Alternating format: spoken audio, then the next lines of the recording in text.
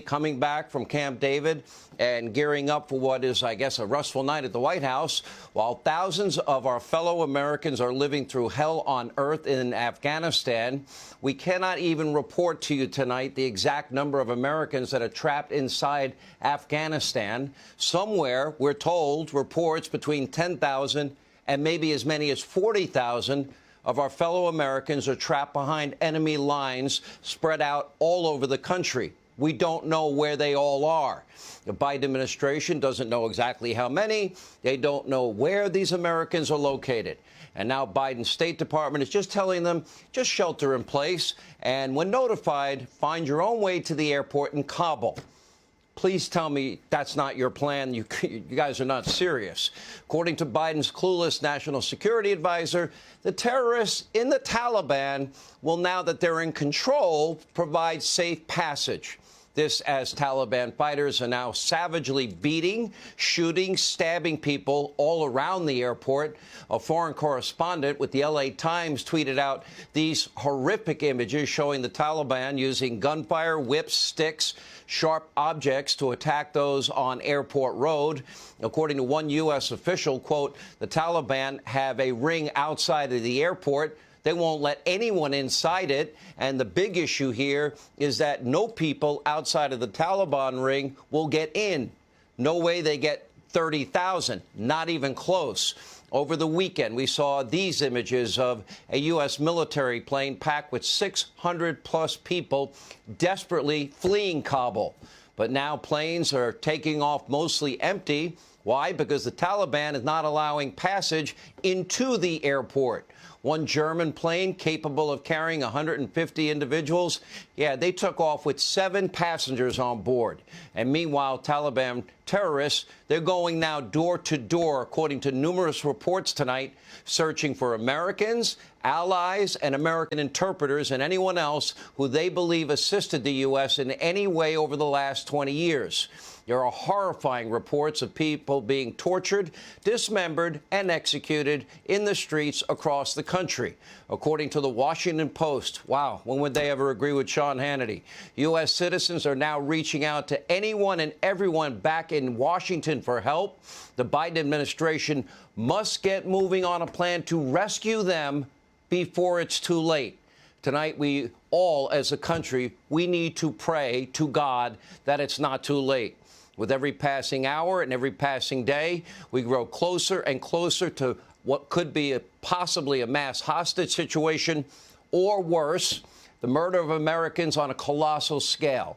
The number one priority of the Biden administration, when Joe finally gets back, he hasn't quite arrived yet, must be the safe evacuation of every American. But as we speak, at this hour, there's no plan to rescue our fellow citizens, let alone our allies, let alone the translators that were promised by our government that if this moment ever came, they would be protected by us and other Afghans that face certain death because of their assistance to our country in the last 20 years. There is no plan whatsoever. There's nothing. And even worse, the Biden administration won't even commit to securing the airport past August the 31st, even if fellow Americans are trapped inside the country. This I had to see for myself. I will let you decide. Can you offer any guarantee to the Americans and Afghan allies that if they remain there past the end of the month, U.S. troops will help them evacuate past the end of the month? Leisha, our focus right now is on doing the work at hand and on the task at hand. And that is day by day, getting as many American citizens, as many SIV applicants, as many members of a vulnerable population who are eligible to be evacuated to the airport and out on planes. And we're going to do that in an expeditious fashion. That is the focus of the President, of our Secretary of Defense, of our Secretary of State, and everybody on our national security team. So that is where we will keep our efforts.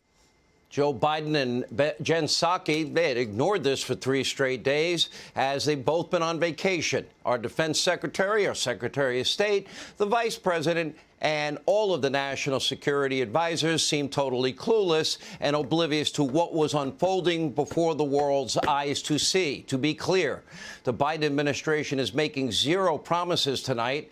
If you're afraid for your life and you are in Afghanistan and somehow seeing this show, whether you're an American or one of our allies, you have good reason to feel that way.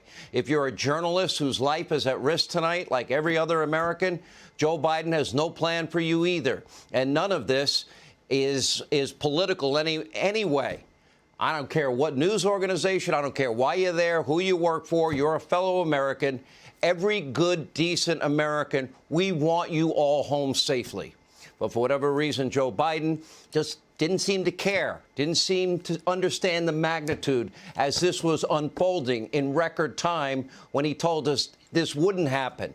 If you're a little girl tonight and you live in Afghanistan, well, the odds are higher that you will be enslaved by the Taliban. Joe Biden takes zero responsibility, as we saw yesterday. He's either heartless or completely checked out. You decide. Until a few hours ago, Joe Biden hadn't even spoken to not a single world leader about the fall of Kabul and the situation unfolding in Afghanistan. Not a single other world leader. Keep in mind, Biden was warned over and over and over again. Marco Rubio told us last night that his strategy for withdrawal would end in this disaster.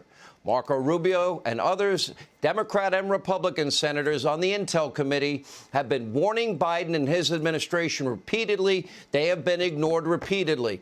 Joe Biden's top generals, according to numerous reports, were pleading with him to slow the drawdown to conditions that were based on the ground when they were conducive, because they're not conducive right now for what's happening. Now, this is the single largest military intel debacle I've ever seen in my life, and I've seen a number of them. And as this crisis is unfolding, Biden could only be bothered to put his vacation on pause for a short, 10-minute scripted speech where he blamed everybody for this disaster and then said the buck stopped with him, then turned around and went right back on vacation. Or as the Wall Street Journal editorial board, quite eloquently put it, Biden to Afghanistan and the Americans there drop dead. Biden is literally defiant in blaming others for his Afghan debacle. Even one former CIA analyst, I couldn't believe my eyes, on MSDNC was outraged, and rightly so. Take a look. This consequential speech by the American president didn't run from it. He owned it. He owned his decision. He owned the fact that, as he put it, the buck stops with him. I hope he gets to own their deaths, too. I feel like I watched a different speech than the rest of you guys. I was appalled. And the idea that the Afghan military should be blamed for this, do you know how many casualties the Afghan military took in an average year? More than the United States did in 20. When you're not getting paid on a regular basis, when you're not getting fuel, when no one is supplying you with ammunition, and yet you're still showing up to the fight, how dare us for having to blame these people for not having the audacity to be able to survive a Taliban onslaught? We promised them that in their time of need, we would take care of them. How do you ever expect anyone to ever trust us again if we don't do that now while we can? Joe Biden has destroyed America's credibility around the world, and tonight, actually, that's the least of our worries. China and Russia, they're already looking to cut deals with the new Islamic Emirates, as it will be called, of Afghanistan, run by the terrorist-supporting Taliban. Terrorists from al-Qaeda will now have, again, a safe haven in Afghanistan, once again, just 2 decades after 9/11/2001. And get this, the reported mastermind behind the Taliban takeover, this ought to get your blood boiling. Yeah, we had him in custody. He was a prisoner at Guantanamo Bay. We had him. We had no reason to release him. But he was released in a swap, you might remember, for Army deserter Bo Bergdahl during the Obama-Biden administration. And if you recall at the time, they both assured all of us in America that they were going to Qatar and would never return to Afghanistan or terrorism ever again. But don't worry, according to the Biden administration, Americans can trust this terrorist to now give them safe passage to the airport that they now have created a perimeter around and not allowing anyone to get through, the one that's currently surrounded, the one that embassy workers were airlifted into. Joe Biden, this country just days ago, none of this would happen. How could he be so wrong? That's a question we'll be asking for a long time. Take a look. Is a Taliban takeover of Afghanistan now inevitable? No, it is not. because you have the Afghan troops have 300,000 well-equipped as any army in the world, and an air force against something like 75,000 Taliban. It is not inevitable.